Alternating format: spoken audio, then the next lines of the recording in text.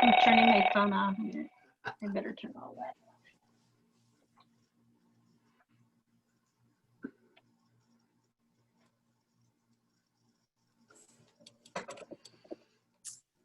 Good afternoon, everybody. Welcome to the QAP 101 webinar. We're going to get started in about 1 minute.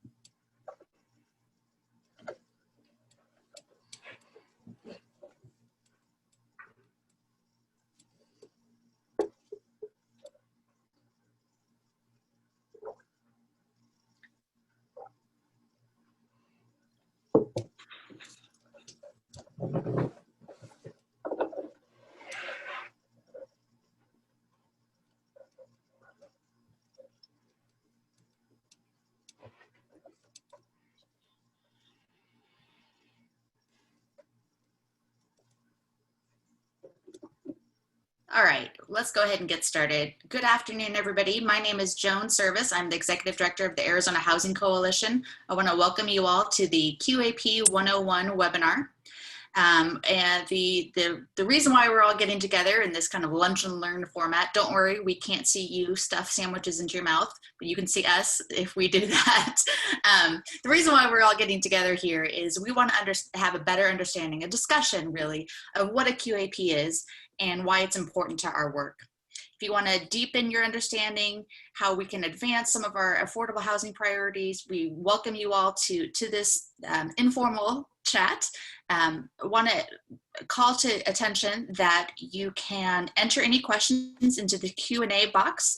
There is no chat, but we will do the best of our ability working alongside my colleague, Linda Johnson, the Coalition's statewide training director. She's joining me and she'll help field questions to us and we'll attempt to answer as many as we can. And if not, we'll figure out some sort of follow-up after this webinar. Joining me today are three panelists. First, Sally Schwenn with Gorman Company. Sally is the market president leading Gorman's Arizona team. She's a local multifamily expert specializing in the acquisition and disposition of affordable housing for the past 22 years. She has extensive experience in navigating through local government issues and regularly represents public sector, private sector, and nonprofit sectors in her work. She's received her bachelor's degree in finance from Southern Methodist University and holds a real estate broker's license and serves on numerous boards and committees for many local nonprofit organizations, including lending her expertise and passion for golf by serving on the Coalition's Golf Tournament Planning Committee. And since yesterday was, I think yesterday was National Dog Day, I know that Sally is the proud owner of a couple corgis, correct, Sally? Oh, you're correct. 3 of them, of course. Very good. Speaking of golf, next up is Joe Cooper. Joe is the Director of Real Estate Development for Native American Connections. He has broad experience in all phases of affordable housing development and operations. He oversees the development and management of the nonprofit's housing stock and real estate portfolio.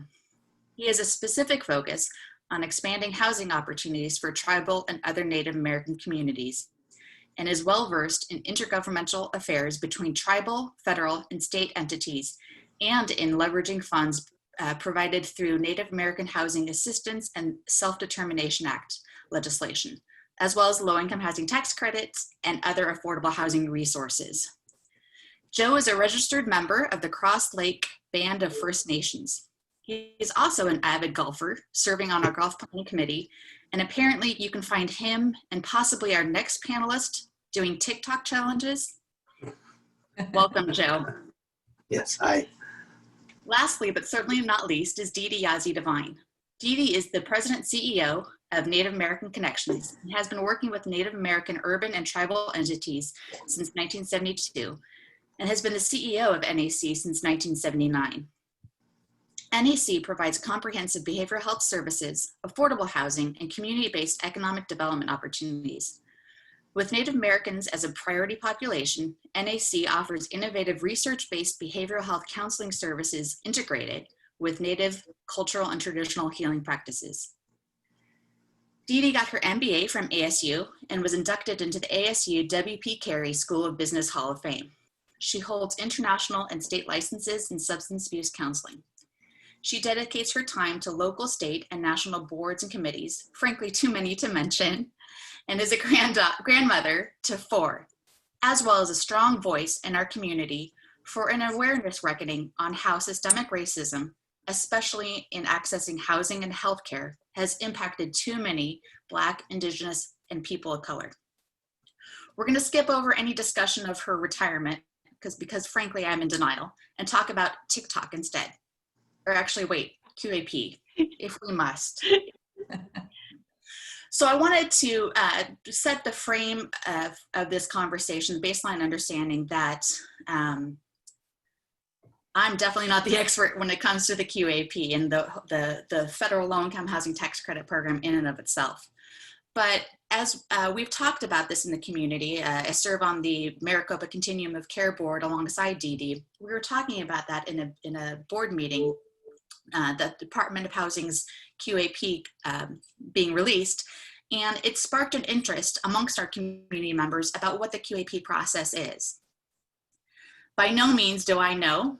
That's why I know it all. So thankfully, I have some amazing panelists that I often rely on to help inform and help provide the policy priorities that the coalition advocates for with the housing department. So I'm going to turn it over to Joe to give us that elementary understanding. Joe, take it away. Hi there. Well, good afternoon, everyone. Hopefully you can hear me. Thumbs up, Joan, you can hear me? Good. Well, thank you for the invite, and hope everyone's doing well in these crazy times. So sometimes I tend to use acronyms and I don't really explain them very well. So Dede reminded me to make sure that I do that today.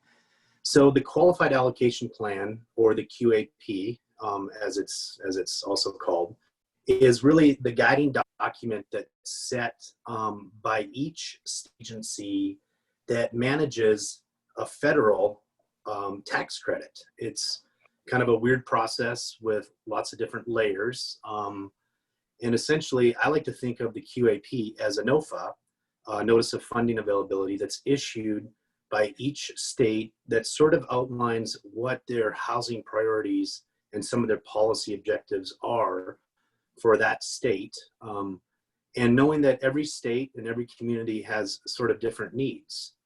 And the QAP is to serve as a guiding document for applicants like Native American Connections, like Gorman, like a multitude of other for-profit and nonprofit developers that create basically a fair scale for folks to apply for the projects that they feel best serve their mission, the communities that they serve.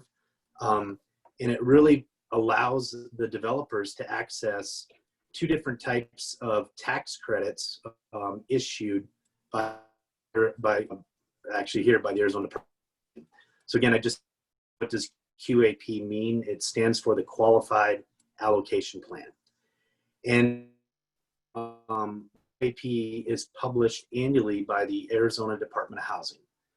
It's a state agency that, and actually right now there's a public comment period that'll be going on for the next couple months for folks like us in the development and the service and the nonprofit and for-profit community. We can provide comments to the Arizona Department of Housing on how we would like to see this guiding document sort of lead us through basically housing projects starting in January 2021. The QAP is very prescriptive, lots of steps, and the first QAP I read was in 1998, and I think at that point it was 4. And today I'm looking at the draft version on the Arizona Department of Housing site, and it's now 146 pages long. So what's happened is there's been a lot of changes through the tax credit program issued not only by Congress and the IRS, because it is essentially an IRS program because we're dealing with federal tax credits. And the agency sort of puts together what their guiding policies and objectives are for that following year. So I think if there's any more questions, and I think we're going to have some time for Q&A after on what a QAP is, I think we're supposed to jump right into both Sally and Dede talking a little bit about how we use the program and the QAP itself to create different types of housing stock for our low-income households and families here in the state of Arizona. So maybe Sally? Sure. No, thank you. That was a great description of the QAP, Joe. It's hard to summarize something that's 146 pages long that we live and die by in putting together these projects. So good job on that. I think that the primary or the easiest way to explain things is I like to kind of illustrate by example. So I am going to pull up, and we tried this earlier. Hopefully I can share this screen here. One of the projects that we work on. Hold on for me 2 seconds.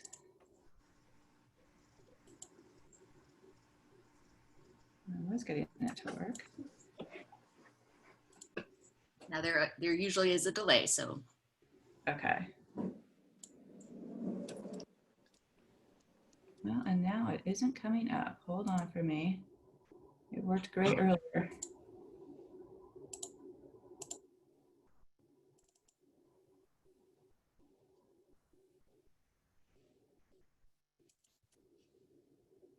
All right. Is it up? Not yet. Give it a couple more seconds.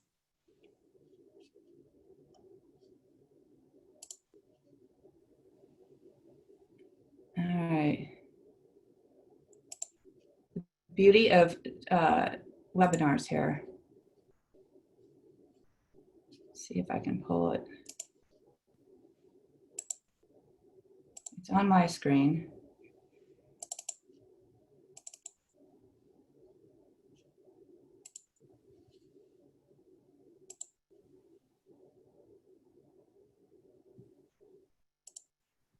Sally, do you want me to go and then? Sure, work go on ahead. it?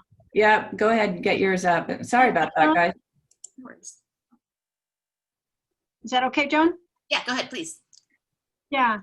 So, hey, Joe, you did a really good job keeping it, easy to understand. Thank you. Good job. It is a 146-page document, and Joe does the technical aspects of that document in terms of completing our application every year and then following that same document all through construction.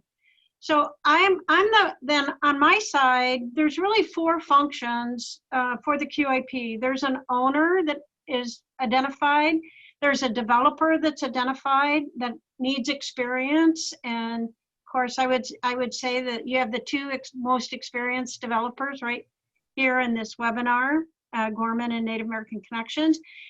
But there's also an operator. You have to define your operator, your property manager.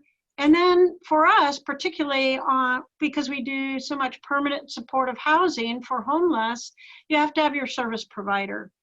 And for Native American Connections, we actually play all 4 roles. So as Joe's using this document, this QAP, to really acquire the credits to finance the facility, to build the facility, he then turns it over to our property management department and to our service people then to operate the site. So I'm going to share with you a couple things. Can you see Devine Legacy? Yes. Yep. You can. Okay, good. So let's see. So I just wanted to say that Devine Legacy opened in 2010, and one of the things, it's located right at the Campbell Light Rail Station on Central, and there was actually beginning to be some strategies in the QAP around doing transit-oriented development, and particularly along the light rail. That it was, you can begin to see how policy fits in to the QAP. of making sure that that people can get to, working individuals can get to jobs along transportation corridors. And so there was actually, for about 10 years, Native American Connections worked with that strategy of really trying to build along the light rail and heavy transportation corridors. Also, Devine Legacy was one of the first TOD projects in the city of Phoenix, transit-oriented development. And it was also Arizona first multifamily housing LEED Platinum certified facility as well, and with environmental emphasis, not only for the environment itself, but for the health environment of the people that live there. And that it also lowered the utility costs for our tenants, which is really important to us in operating the site, that the tenants have more disposable income to pay their rent and to do other things when their utility costs are long. So the QAP ties into that kind of strategy. Devine Legacy was also smoke-free, making it a healthier environment. Our property manager at the time thought that might be a barrier for lease up, but it really wasn't. We leased up in, Joe can correct me, but less than 60 days, and because people wanted to live in this healthy environment along the light rail. So I wanted to share that. And then this is in Canto Point. It opened up in 2013. And again, you began to see the QAP talk about permanent supportive housing for chronic homeless. NAC responded to an application, an RFP by the city of Phoenix. And then we built in Canto Point. And this is where you began to see really a lot of emphasis on the housing first model that engages homeless people, houses them first, and wraps them with services.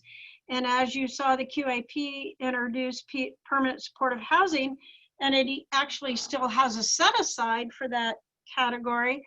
You saw services becoming an important part of the QAP too, the kind of services that people need to be successful, that were formerly homeless and now are housed. You're trying to improve their healthcare outcomes and their, keep them out of the criminal justice system and emergency rooms, and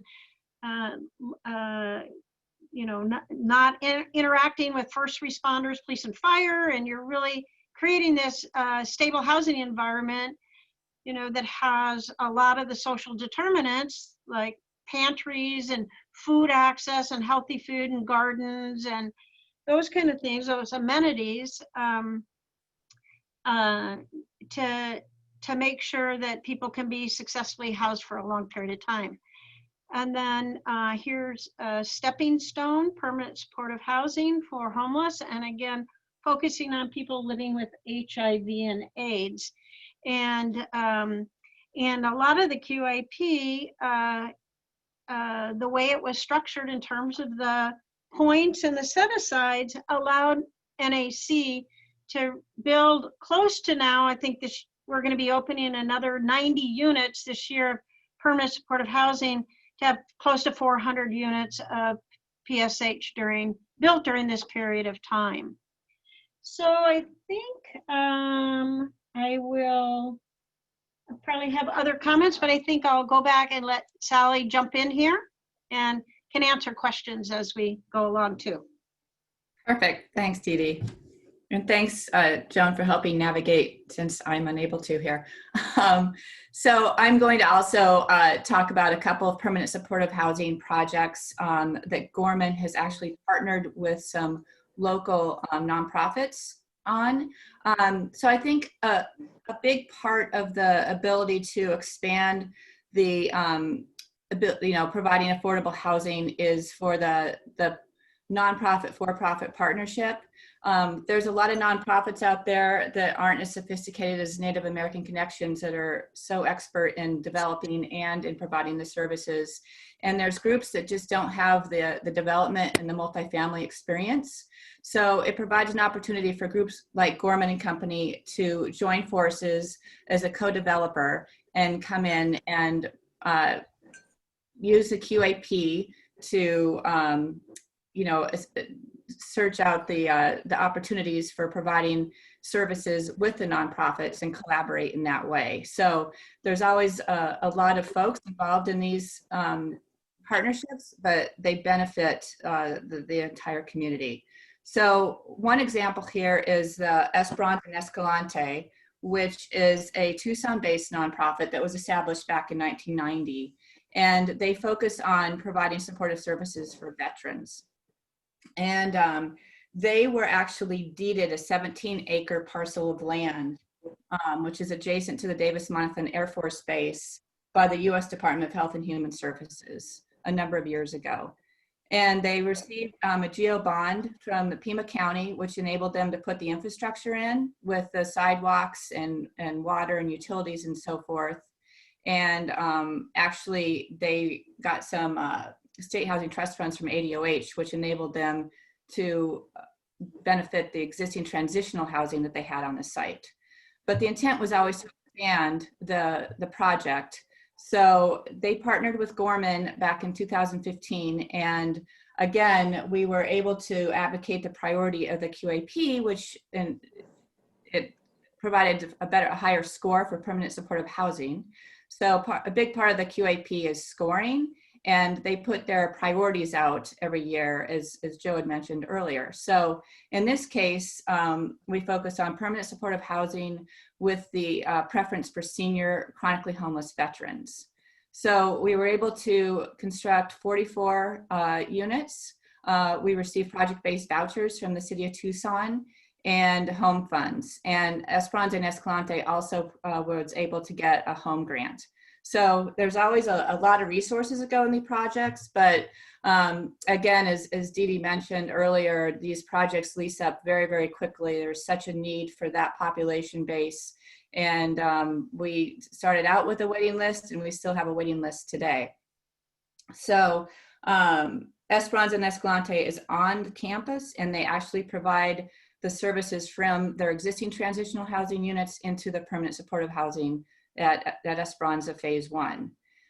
And then in 2018, we expanded to Phase 2, and we put forth an application for 9% tax credits for another permanent supportive housing project, which focuses on the households with children with a preference for veterans, which chronically homeless folks. So again, Esperanza and Escalante is the service provider. We co-developed the property, and we are actually going to receive our C of Os next week on that.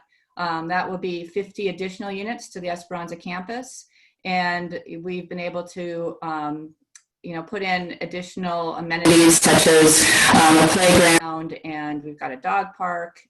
The streets have big wide sidewalks for the kids to ride bikes on. So it's really a nice mix for the entire community with, the veterans, the senior folks, and the households with children and families. So it gives you an idea of what you can do. Again, there's a lot of pieces of the puzzle, but bringing the land together and being able to partner with a nonprofit who can put forth the experience. So another permanent supportive housing project that we've been involved with is Valor on 8th. I know that Jackie Taylor is actually on the webinar today, and she is our co-development partner from Save the Family. This was a very exciting project that Save the Family and Gorman actually answered an RFP to the city of Tempe to build affordable housing on this site.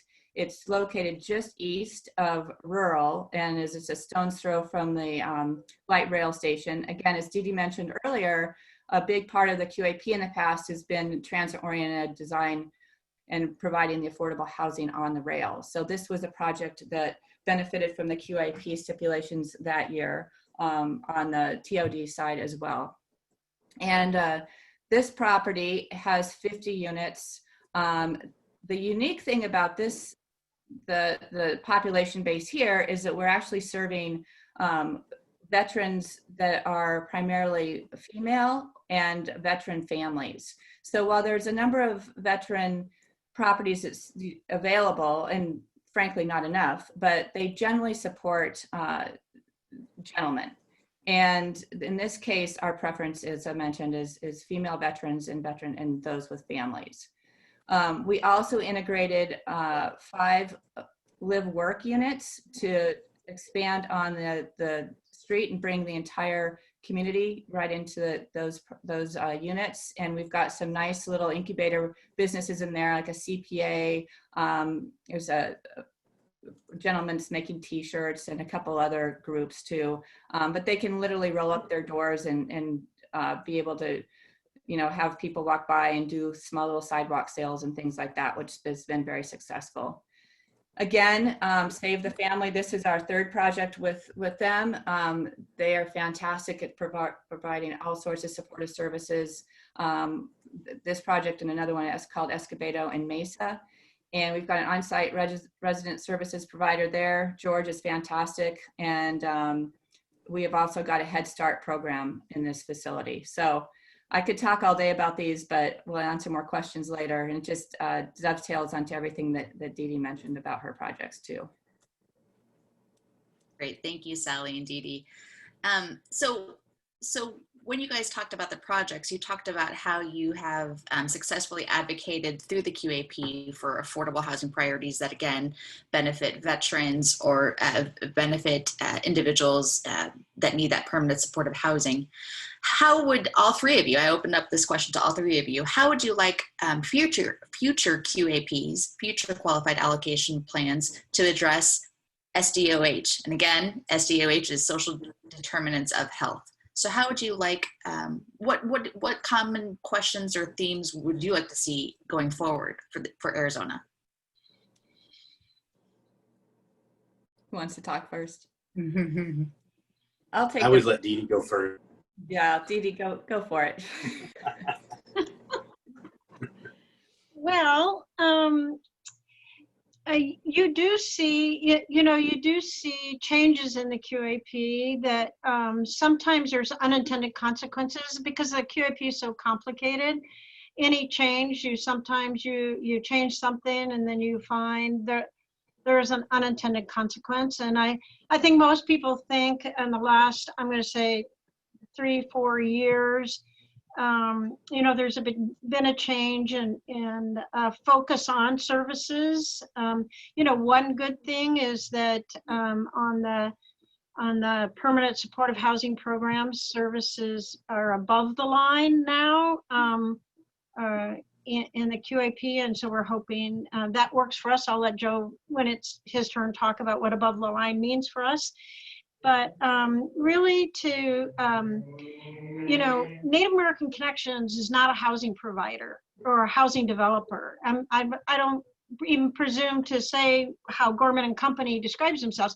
We're really a service provider to meet the needs of our community, and with a preference to meeting the needs of the Native American community. We came to housing because our community told us when they were accessing healthcare and jobs and trying to navigate through poverty and other issues and raise their families in safe neighborhoods, that housing was a big part of that homeless people needed stable housing first in order to improve their healthcare outcomes. People in recovery, which is a big part of our program, people that are very low income and families that want to live by their work and live in a safe place and raise their families in a safe place. So we came to housing as a service provider. And so that QAP for me, for Joe, he has to navigate all the complicated development part of that.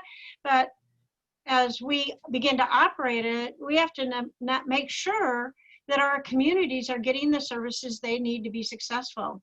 Kids close to good schools, homeless people near transportation to get to their health care, and a grocery store needs to be close. And it's not just the grocery store, but where they can access healthy food. So all those services around childcare and benefits and how they access those services.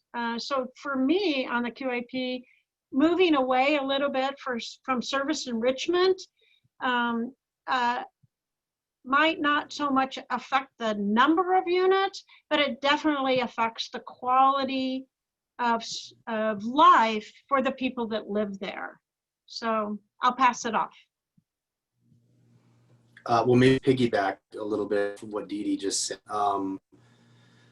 First of all, Dede's a real taskmaster, and when she assigns stuff, you got to figure a way to get it out.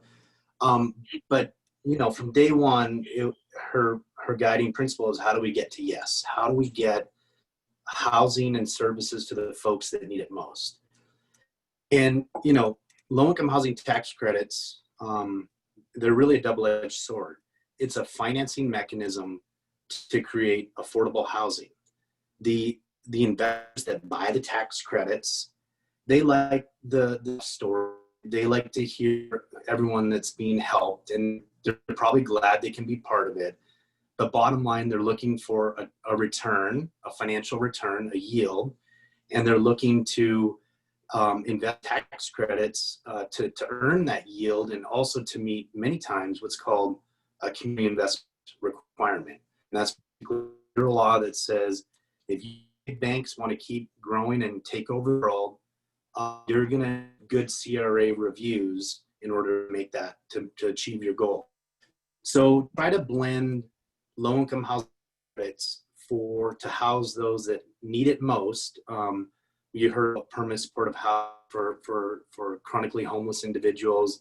Gorman's 2 veterans projects, one for individuals, the other for families. There's also a focus in Arizona. There's set aside for tribal community to apply and receive tax credits. But the challenge is, how do you get that complicated stack together in a tight state market with lots of eyes watching, because we've got cost constraints and we've got requirements and lender requirements, and how do you get around and deliver housing for those most in need at the price points that they can afford?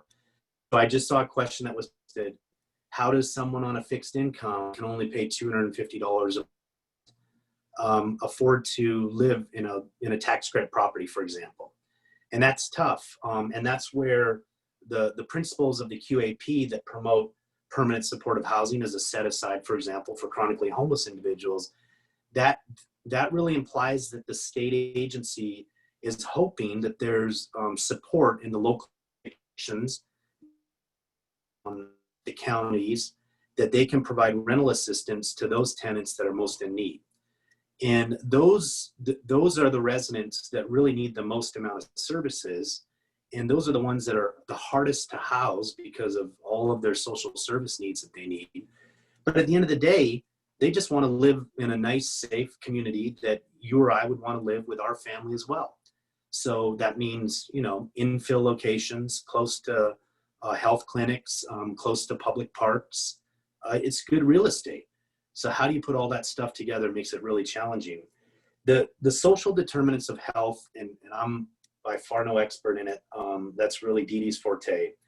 But we've really seen a stripping of those sort of requirements in the Qualified Allocation Plan probably over the last 5 or 6 years. And we've really homogenized the point system, is the better way I would describe it. So it's every project that applies for tax credits essentially receives the same amount of points. And it's really hard to differentiate yourself into, what is a permanent supportive housing project versus what is a family project, really with no services. And the challenging part, all of it is needed.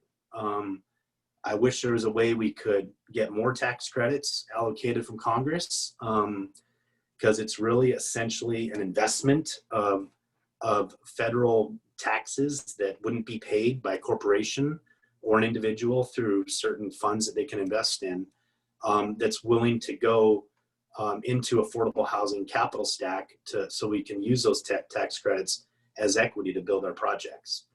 So it's a big balancing act of capital and services, and you got to meet these points. And by the way, the investor has a lot of eyes and ears on it, and it still needs to be good real estate. So there are a lot of moving parts. And it's a little bit challenging, but I do think the guiding document of the QAP, all of us collectively, when we write into the Arizona Department of Housing, what we think is important on where real estate should be located, and the services connected to it, is really our opportunity to influence how our housing stock will look in the future in Arizona. Sally, I know you got lots to add there. No, very definitely, and you covered all excellent points. Again, the key is the good real estate, right? You be in the good locations and have the services and the transportation and good employment corridors and such. So, you know, I know it's the goal of the Department of Housing to build, or have all of us build, as many units as we possibly can. And in doing so, they've changed the QAP over the course of the last few years to include a building efficiency component, which has really, it gets them to their goal of us building, you know, units and not as much common area, and using the funding for just providing livable space. Although it's taken away from us being able to provide as much community space to provide the resident services in the case management offices and so forth. So I think that's one big part of it. I look at, you know, some of the projects that we had on the books when I just joined Gorman almost 3 years ago now, and all the space we have there compared to projects that we're completing now. And it's, you know, it's a big difference. We're still fitting in computer labs and we're still fitting things in, but it's just not the same amount of space, right? So that's one thing that we'd like to see, you know, change, and doesn't look like that's really changing this year. One thing that looks like did change, because nobody actually applied for a supportive services project last year, is that they have enabled the cost of supportive services to go above the line, enabling people to be able to make these deals work a little better. You've got to be able to pay for the services. So I think that's one positive that I've seen this year. And, you know, another issue is that lately, the last couple of years, ADOH has limited projects that can be awarded to one developer. And it used to be two. And again, as you can see from the projects I just showed, we typically partner with nonprofits that are able to provide these services. And we are only able to choose one project these days to go in on. So it limits some opportunities for people that we would partner with to be able to expand that housing. And I think, Dede, that's the same with you. You guys have the ability to do a project on your own and could partner with folks as well. So I think that that's something the department needs to look at, is enabling folks to do more than one project. I just wanted to add, and we've seen this really directly, not even anecdotally, over the last few months, but with COVID hitting and the home quarantining, our, you know, and parents, working parents, essential workers, perhaps some parents that might have lost their jobs, were furloughed or laid off, or whatever the situation was, you know, they're part-time teachers now. And how do you, you know, in an era where we've got efficiency, we don't have as much community space as we used to.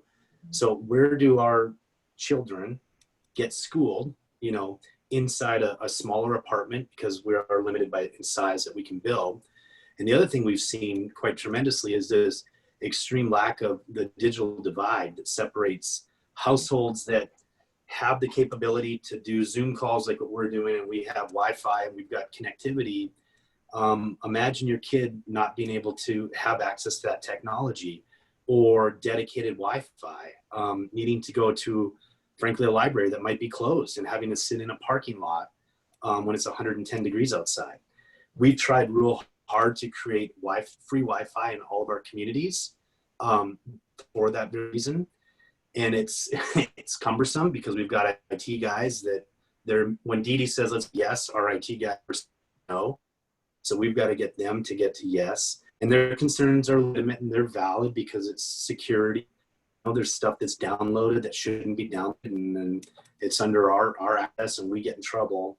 But, you know, for us, effectively, the Arizona Department of Health to create a more we need that flexibility in the future. And like Sally said, the building efficiency really limits what we can design and what we can build, let alone what we're allowed to, what we can try to get through design review with local cities. They might be asking for things that we just physically cannot provide because it puts us outside of these building efficiency numbers. So I have a couple questions was the QAP and how the state this month. Oh, that's a really good question, and that's why I wanted to answer that direct. The QAP allocates a federal. So the tax credit creates equity from that we use to develop our real estate affordable housing. It's not necessarily a state dollar. It can be, and the state of Arizona has looked at a state tax credit, but a tax credit is very similar to a dollar for dollar reduction on your tax liability, be it at the federal or state level. Arizona does have a state housing fund. It used to be a lot more robust. And again, we would encourage everyone to keep lobbying to get our state housing fund back to the dollars it used to be, which is I think around 20 to 25 million. I think as of late, it's been around $5 million. And we'll take it, 5 million is great. And we don't want the state to pull that, but there's such a need for quality affordable housing in the state that in these lack of resources that we have in Arizona, we're really starting to see we're getting pinched. Other states put a lot more resources into affordable housing. And for years and years, Arizona was able to take advantage of, frankly, just drive till you qualify. And, in an era where, we're trying to be a little bit more sensitive to the environment, and we're trying to make, a healthy life where you don't have to spend 2 hours in the car every day. It's very time consuming to try to, spend all that time driving and come home and deal with any of your family matters.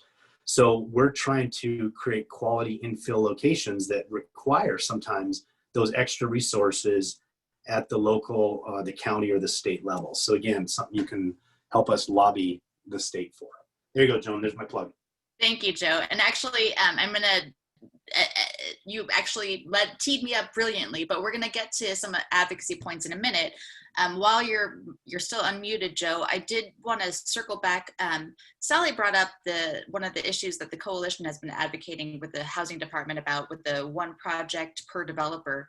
And I know that's not, so I'll share that the coalition has advocated that, in its current iteration, not all of our membership agrees with this, but we are concerned that it impacts addressing affordable housing throughout the state, even with a rural set aside. So, but I know that there's another issue that you and Dede have brought up in previous comments to the department about growing the field of affordable housing developers. Ultimately, as you've shared, anybody to get in this game, you have to be, I think, Sal, you said at one time, you have to be really ready for that HUD ache, that mind-numbing pain of a QAP.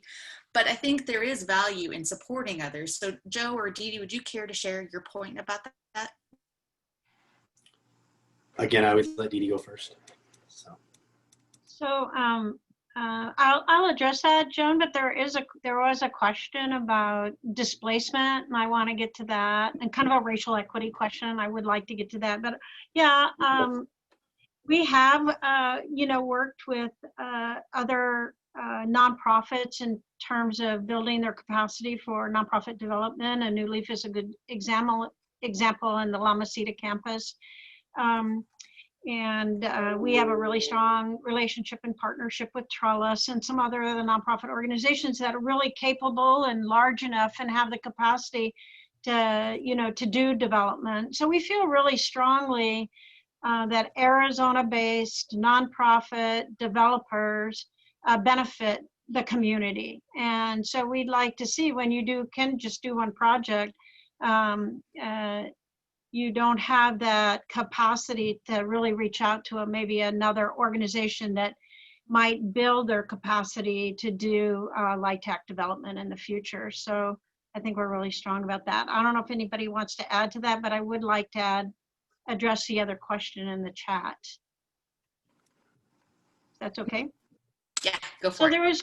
Yeah, there was just a question about how do you work with community organizations when you come in, when you're doing the infill development or you're going into community, how do you work by not displacing people if you're coming in and buying and maybe taking out something that some people consider a blighted property or beyond its useful life. And some communities have a real concern about that. Joe and I have long conversations about not going into community unless we're invited in, and that we're invited in really by those community-based organizations, listening carefully with them. I think it's really important, and I don't think in the QAP there is anything that addresses racial equity whatsoever. I know, Joan, we both sit on the HUD Continuum of Care, the Maricopa County HUD Continuum of Care Board, and we're trying to address racial equity because on the homeless side, we've really identified big gaps for Black and brown communities that are not getting the housing services that they need and deserve. And you don't really see, that's almost absent. And, you know, this day and age, that can't be absent anymore. And I think the department's going to have to take a look at that. But it's a really good question. If you go into a community, I mean, a lot of times developers just say, oh, that's a crappy old building. Why would people want to live there anyway? But it's because it's what they can afford, and maybe that it's, you know, familiar to them in their own neighborhood. And of course, they'd like to see an improvement, but a lot of times we have to be cognizant that when new development comes in, people may get displaced, and we cannot allow displacement of people or lessen the amount of affordable stock.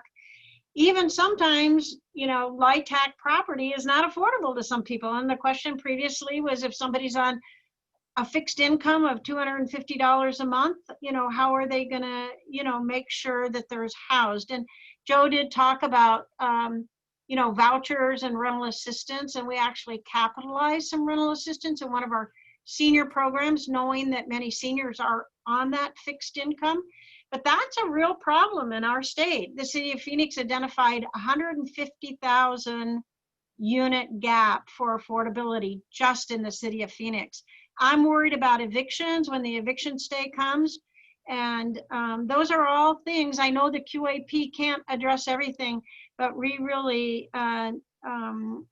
need to be not thinking of ourselves as just developers, but people that are meeting the affordable needs in a variety of communities.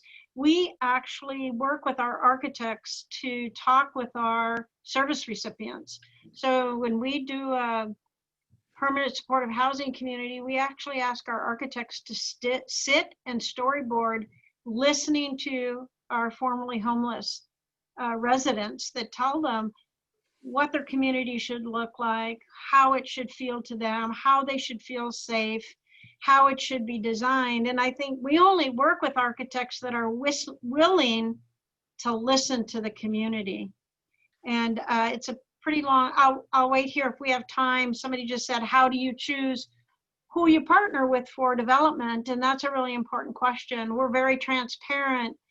Sometimes the QAP is so complicated that people might not understand fully, you know, the income ranges or some of the limitations that the low LIHTC properties have. And I think it's really important that you're working with a developer that is actually, you know, clear and upfront about what their expectations are, understanding them, listening to community, and then trying to recreate that. So I know there's a question about Flagstaff too, so I'll let Sally and Joe talk about other communities that are needing affordability just like we do and are sometimes shut out of the QAP. Sally, do you want to talk? And I was going to just add on to the partnering discussion a little bit and dovetail there.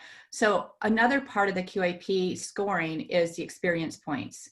And so it, unfortunately, for a nonprofit, even though they're very strong, they need to have the experience at least in developing 5 projects to maximize their points. So again, it just creates a situation where, as Dede mentioned, if they can partner with a group like Native American Connections or Gorman, they're going to get to the point of developing 5 projects and be able to go out on their own and do that. So it really does help nurture the nonprofits and get them, on a stronger playing field that way too. With respect to other communities, in addition to just the urban communities, I think that, the state has looked at, providing an additional set aside for projects in rural communities, which is very important. I think that, I see a lot of comments come through for the department to be more lenient on how close some of these sites may be to transportation and some of the same service rich locations as maybe in the urban areas. You might find a site that may work, but it might be, farther away from a bus stop or something. And some of these locations don't have the same transit oriented, 24/7 type scenarios as we do. I think they try to change some of that, but I think there's always some pushback on the fact that there's a lot of sites that can't qualify in rural communities because of that. So I don't know if that was the... Yeah, no, and I'd like to add to that point about the scatter site model for Flagstaff. I mean, as we all know, Flagstaff is I think the highest costliest place in Arizona to live. You have to earn significant more money than Phoenix to live up there because it is landlocked. And I know that a lot of housing advocates in the Flagstaff area have advocated to the department to bring that back. That we echo that concern, we echo that issue to the department. So I just wanted to share that the Housing Coalition agrees with you. I know that tribal communities allow for scattered site housing development, and that again is taking the department taking into consideration the geographic makeup of the tribal communities, and so again the rural communities need that as well. At this point, I'd like to, unless there's any questions or comments or anybody on the panel wants to talk, I'd like to talk a little bit about what the coalition has done and have you all add some comments to that. Historically, very similar to the folks on the phone, we've advocated through the QAP for certain priorities. I want to highlight that everybody on this panel has or is in the process of developing affordable housing for veterans, which I want to highlight because the state of Arizona, we recently received gold standard rating from the National Coalition for Homeless Veterans by prioritizing veterans in our qualified allocation plan. So all of us everybody at this panel, we've advocated the department to prioritize that. And as such, we do have we've increased our housing supply for veterans significantly. And, finally, Arizona is getting some good national recognition. The coalition has also previously advocated to expand the one project per developer to be one urban and one rural to again address rural affordable housing issues. Now, I'm going to be honest and say that not all of our membership agrees with that, but I think that's the healthy tension that the coalition works within. And then as Dede and Joe and Sally both mentioned, the draft 2021 QAP currently allows for support services to be included above the line. So basically allows supportive services to be an allowable operating expense. And that is something that the Housing Coalition has been advocating for numerous years. And so we're pleased with that. I want to challenge some folks. Joe, I know you specifically brought this up on our planning call. I want to ask you all to kind of share with the attendees, what are some ways that advocates can advocate through the QAP process? What are some points that you'd like them to consider? Yeah. You were talking about the transparency issue with the department. Well, I mean, I think sometimes we're a little in the development community and even in the operating community as well. And, I have the benefit at Native American Connections because we're sort of on both sides of that. Decisions, changes are made in the QAP year to year. And sometimes, you wonder why. I think that's just a natural sort of reaction. What is the reasoning behind these changes? It would be nice to understand that from the Arizona Department of Housing, because I think that helps us understand really what their mindset is and what they're thinking as well.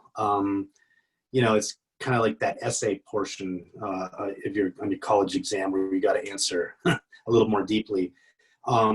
We have such long lead times on these projects. I mean, a typical life cycle for a real estate development project for us like this is probably 3 years. By the time we identify a site that fits sort of the version of the latest version of the QAP for some of the points and the categories that we think we can apply in. And then understanding that the low-income housing tax credit equity is not all of our capital stack. Be it, Sally showed you on some of her slides, you know, home funding from the local jurisdiction that comes from HUD, GO bonds that's issued by the local jurisdiction, state housing fund in some cases, if there's monies available. The Federal Home Loan Bank system has a program called the Affordable Housing Program. So all of these kind of have their own point criteria, and they're all equally as important in terms of filling that gap. So when we start planning a site and planning a project, it's not only how does it score and you know, how does it fit within our mission? Can we get it financed, given the construction market, given the capital markets with the banks and the investors and such? And then most importantly for us, how do we operate it? Rental assistance, we talked about a lot. And unfortunately, Arizona has never been historically a state where there's a lot of federal resources put in from HUD and from other agencies. We've always just sort of had that through John McCain, that no pork philosophy, which is great. But you know, a city like Memphis that has less people than Phoenix has three or four times as many rental assistance vouchers as we do. And we're actually probably I think per price per square foot, I think we're the second highest real estate market now in Central Phoenix for rental housing. And so we just need those resources to sort of put all that stuff together. And the better we understand the department's sort of approach on why decisions are made and why stuff changes, I think it gives us the opportunity to have real active feedback back with the state, and also information that we can share with some of our funding partners.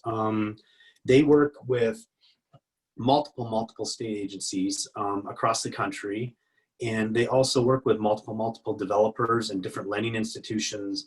And so there's a lot of moving parts, and really what everyone looks for on the investment side as an investor or lender is just safety and consistency. So when we see wholesale changes in the QAP, it does make it kind of difficult for us to work with our financing partners in the future. So I'll kind of leave that there. Sally, anything to add?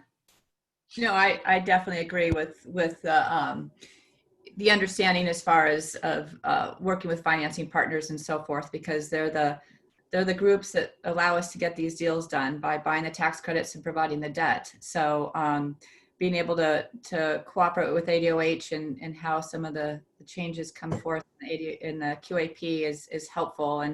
And you know, certainly the department works with all sorts of different, you know, other state agencies, and everybody compares notes and so forth. But I think it's also helpful for them to talk to the debt and equity providers and get input from them too.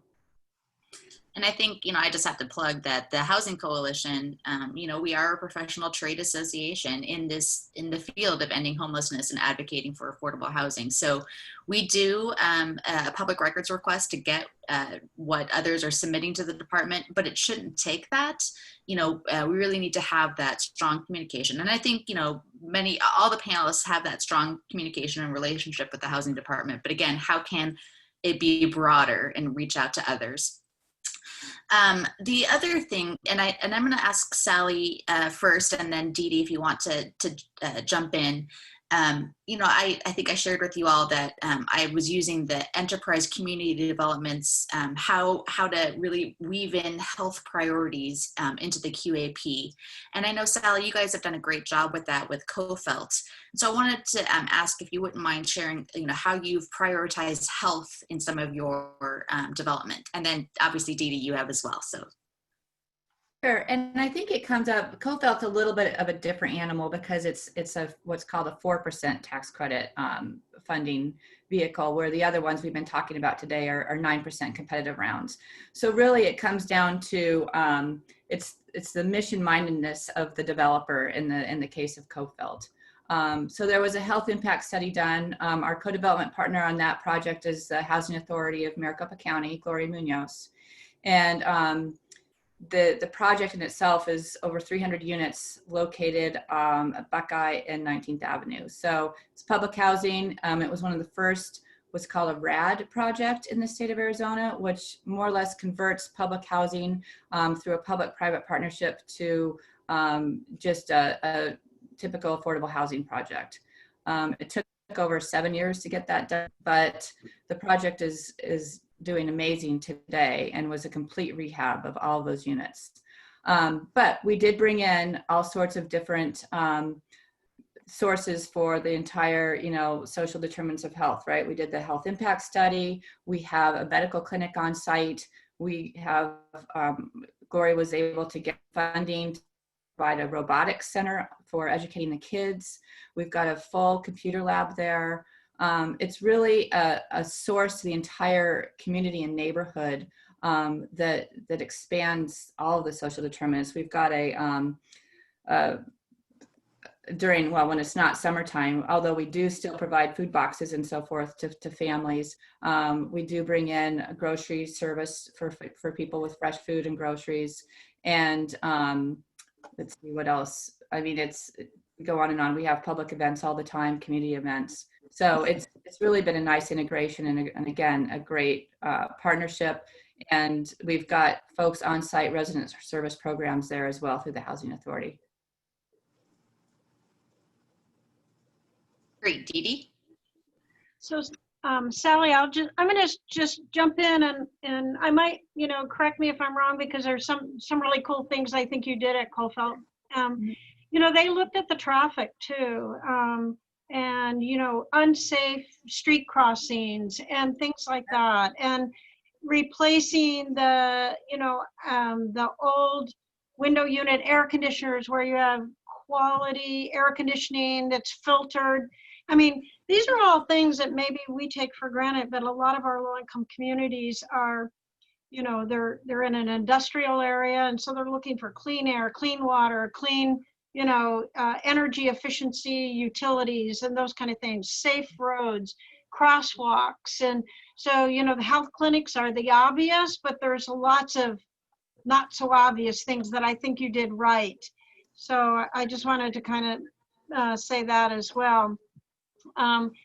We are a healthcare provider. We're both a physical health and a medical health provider as part of a service organization.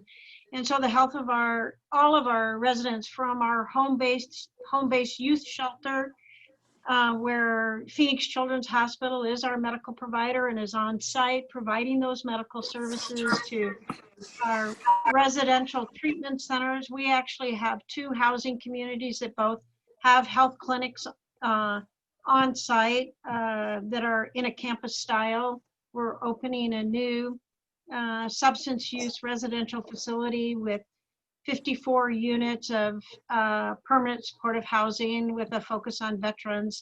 In the next couple months, we're opening those 2 communities on the same campus. But really, we actually are, again, I'm going to go back to, we provide housing because it is that stabilizer, that safe place for a person to be, to, if they're on refrigerated medications, if you're homeless or you don't have a safe place to live, where your medications can be, where you can easily get to a health clinic. Most of our sites, we do partner with FQHCs, federally qualified healthcare centers, that are on site, and our medical partners.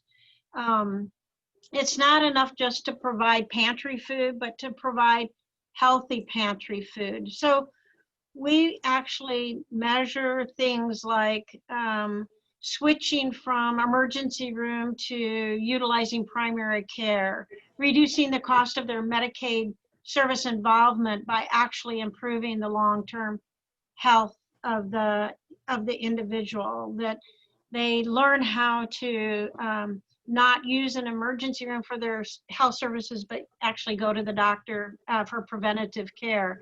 So, you know, it's pretty broad when you're looking at the social determinants, where you're located, how you can get around with transportation. But it's not an afterthought to us. It's part of the integrated planning on the front side of everything we do. With our kids, it's, you know, back to school vaccinations and immunizations and, you know, making sure during COVID, because we do prioritize the Native American population, and a couple of the tribes in Arizona had the highest COVID positive rates in the United States. We had to really think about the health safety of not only our employees, but the people that we're serving across our organization, and making sure that, you know, that kids had meals. You know, many people do surveys, housing providers do surveys, and our kids were getting their meals at school. So how do we make sure when the schools close back in March, that our children are being fed, and they're being fed healthy meals? In June alone, we distributed 10,000 meals, just Native American connections, to our communities, 10,000 meals a month. And just making sure that, you know, it could be about lighting.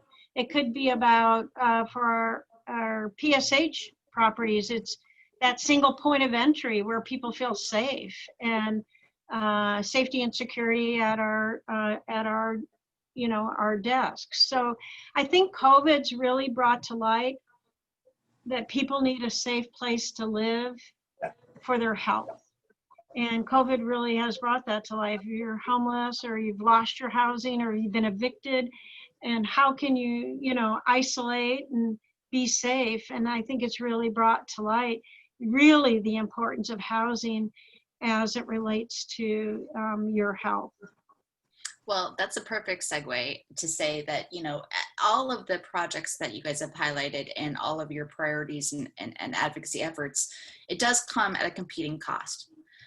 And so, you know, and there is that healthy friction. So one of the things that, or one of the activities that the Housing Coalition is really focused in on is how can we increase the resources that can be brought to bear to help support affordable housing development.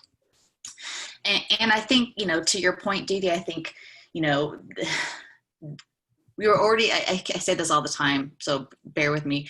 We were already in an affordable housing crisis. It's only been exacerbated with this public health crisis. And so I think, you know, it's kind of like our time in the sun. We have the policy solutions and answers on how to address this. So, and I think that's what I'd like to kind of pivot to and talk a little bit about. You know, we, as many on the call know, the Housing Coalition has been advocating for the past couple of years for the enactment of a state low-income housing tax credit. Joe mentioned that, and basically it's you know, a state low-income housing tax credit is allows for any individual or organization to apply for the credit against his or her or the organization's tax liability, or to sell the credit to raise equity that can help reduce project financing costs. You know, we were on a, you know, clear trajectory getting that passed, but again, the pandemic caused everything to go sideways. Had that enactment, had that state low-income housing tax credit passed, you know, we did an economic analysis, and working alongside a lot of our lawmakers, we were able to show that, you know, it would create over 1,800 construction jobs that are needed right now, and it would build 6,000 desperately needed affordable housing units, and create about a $2 billion investment in total economic activity in the state of Arizona, which is so sorely needed.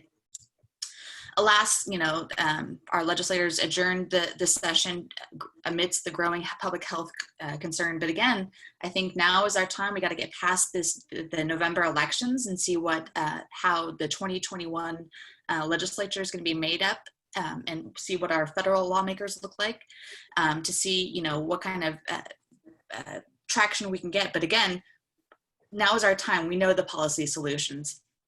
At the federal level, and I give kudos to the panelists and definitely the folks on the phone, we've been advocating for, with our federal legislation, or with our federal leaders, on strengthening the affordable housing tax credit by increasing the credit to meet the growing affordable housing need.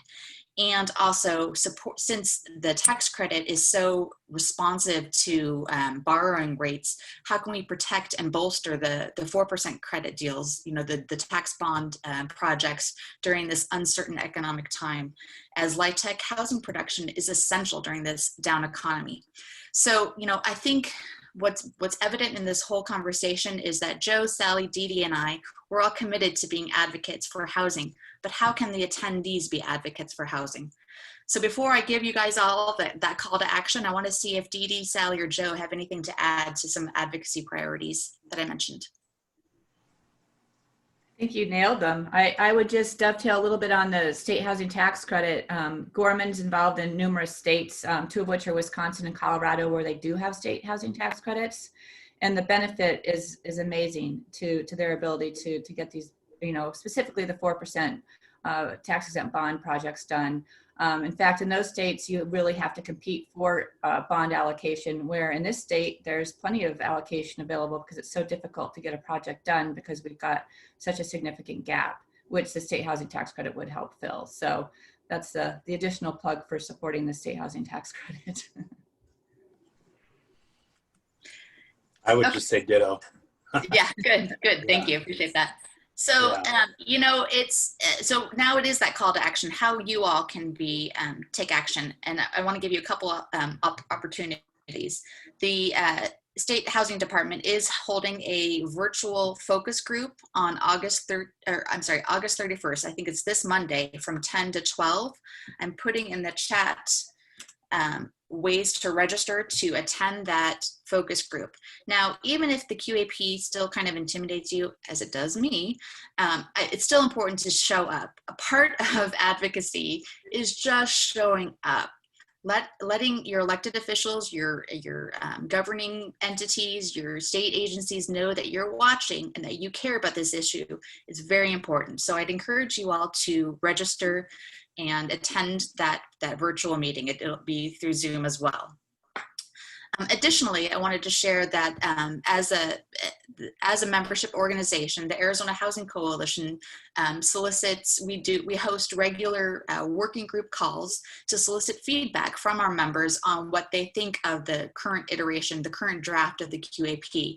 So the Arizona Housing Coalition is having a members only feedback and comment collection call on September 4th from 9:30 a.m. to 10:30 a.m. And I'm going to go ahead and also include a link on how to register there. Any further questions or comments or parting words from panelists before we adjourn? No? Okay.